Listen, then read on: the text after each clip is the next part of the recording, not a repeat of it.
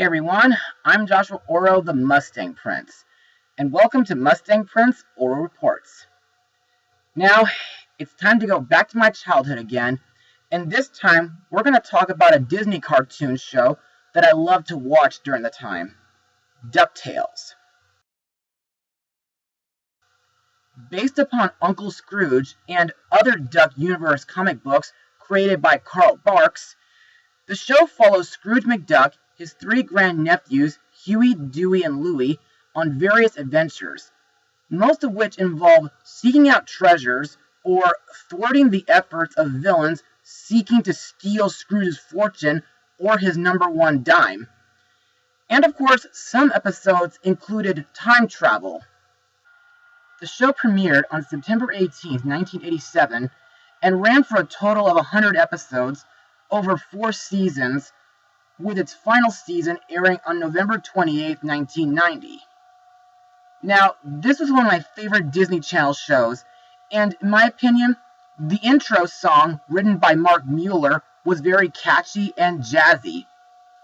Plus, aside from Scrooge and the kids, there were other memorable characters like Webby Vanderquack, Mrs. Beakley, Duckworth, Launchpad Mcquack, Gyro Gearloose, even Doofus.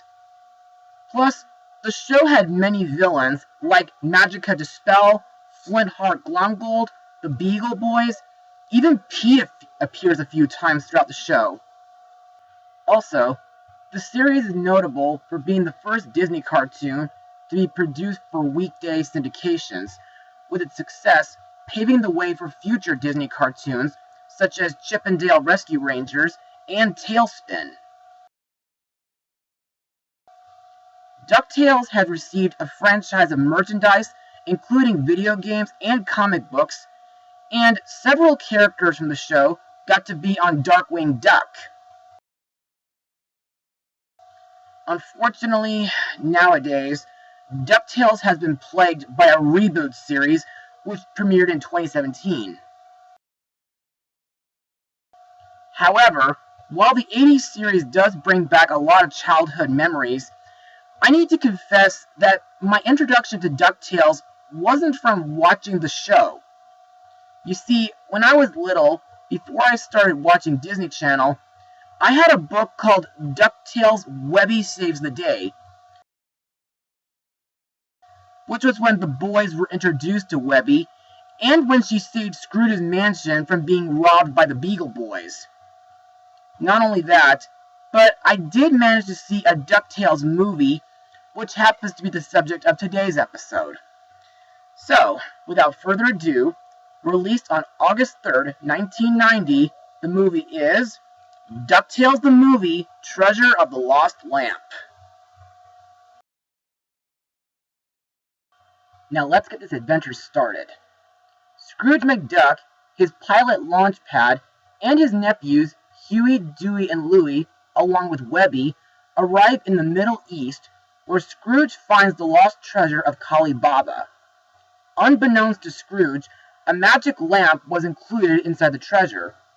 So while the kids have fun with the Genie, they all have no idea that they're being stalked by a power-hungry sorcerer named Merlok and his dim-witted thief counterpart, Dijon.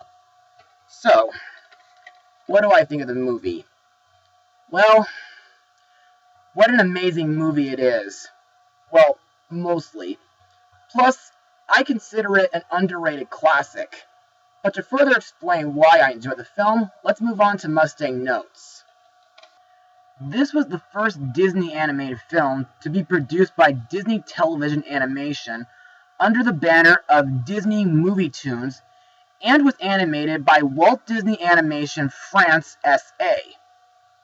Director/producer Bob Hathcock revealed in an interview that the film began as a 5-part episode for the TV series, adding their first idea was to see if it was a way to release it as a feature.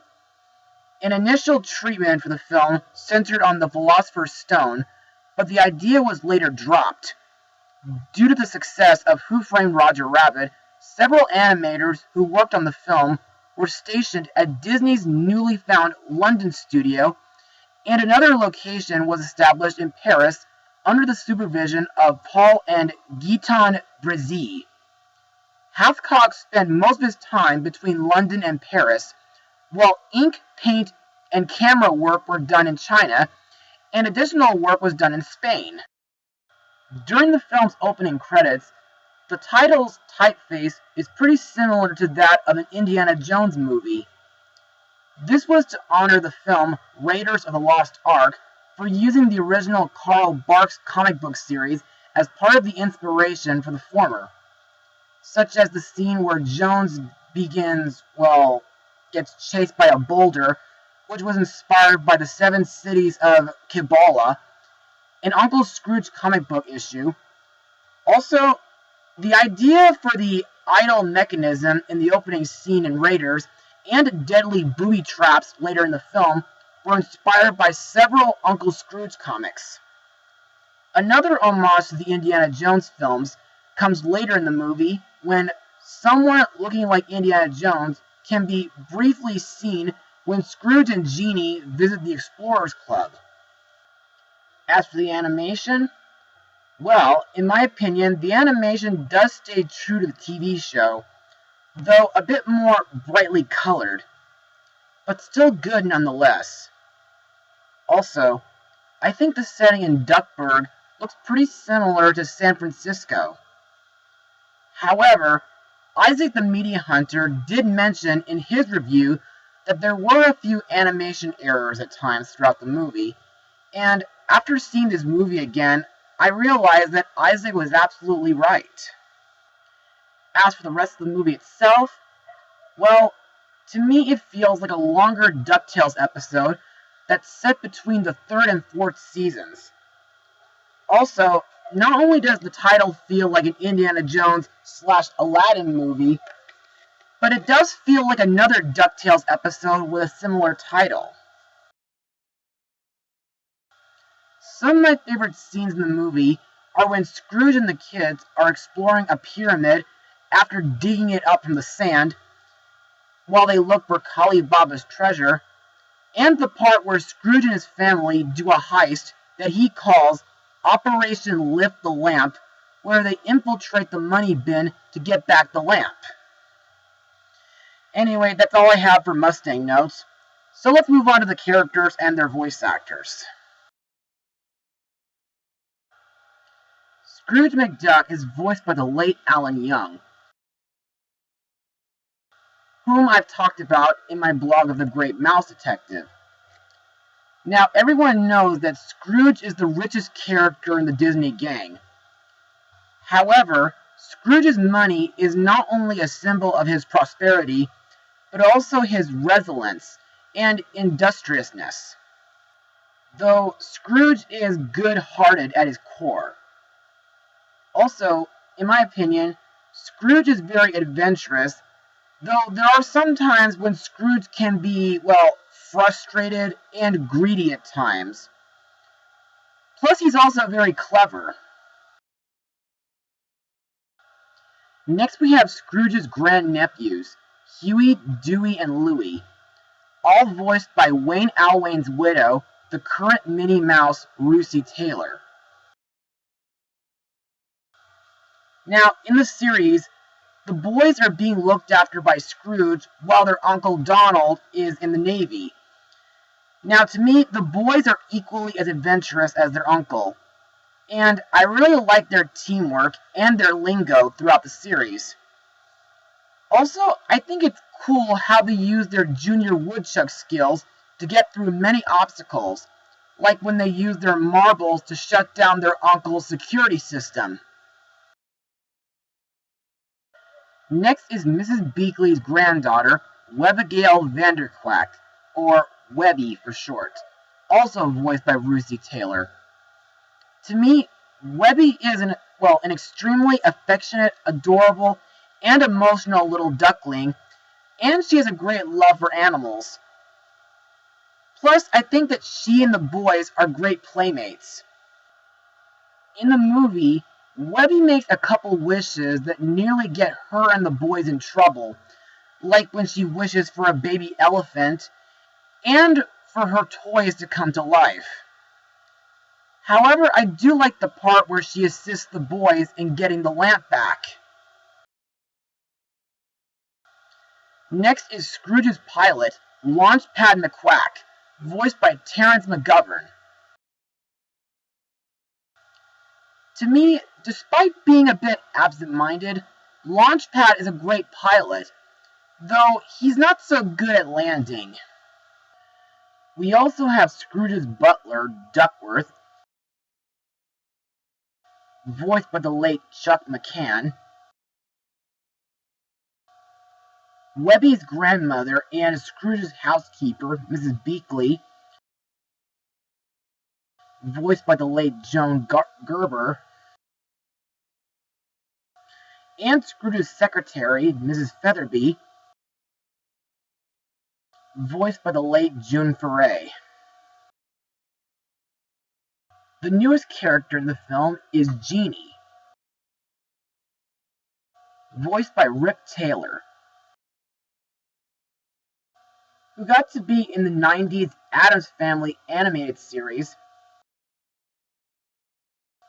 and the Tom and Jerry movie. Now, this character is pretty similar, but a tad different compared to the Genie from Disney's Aladdin.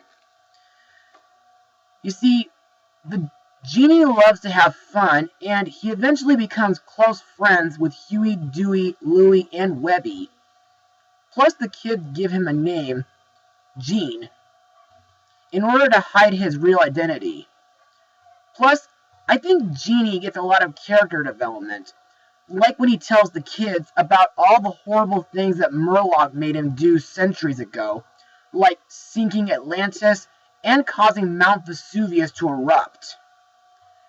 But I'm glad that Scrooge was able to set Genie free by wishing him to be a mortal boy.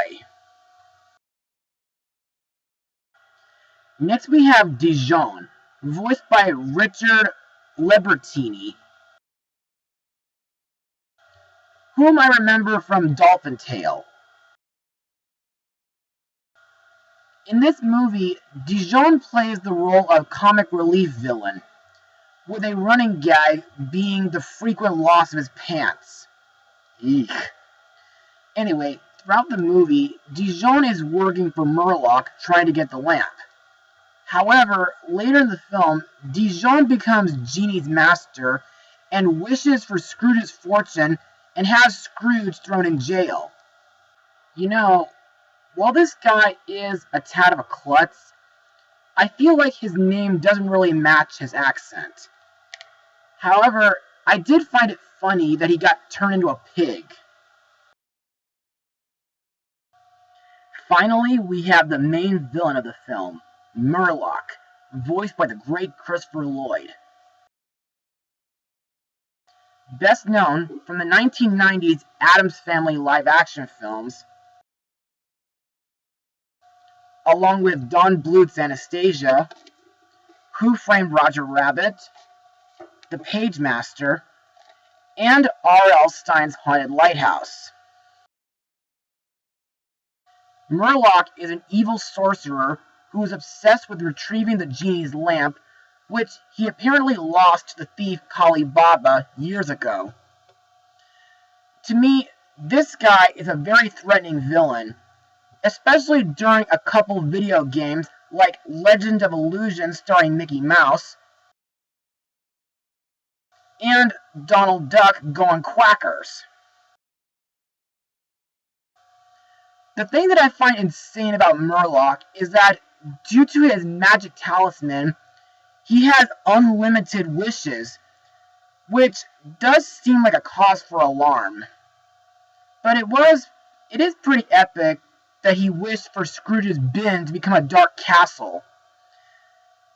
Also, I think his many animal forms, like a hawk, a vulture, a rat, a cockroach, a griffin, a bear, and a cougar, are pretty cool though. And now, let's move on to my final words. Overall, DuckTales the movie Treasure of the Lost Lamp is a fantastic movie, despite a few animation goofs, and it feels like a very adventurous movie. The animation is classic for the time. Scrooge is a timeless Disney character. Huey, Dewey, and Louie and Webby are equally as memorable, and they're very thick as thieves. Genie is a fun new character, and he had a lot of character development. And Merlok is an underrated Disney villain. If you folks grew up with DuckTales like I did, I think you might like this movie too. So, I give this film a 98% out of 100. Well, that's it for now, everyone. Be sure to tune in again next time as we take a look into Laika's newest stop-motion movie, Mustang Power.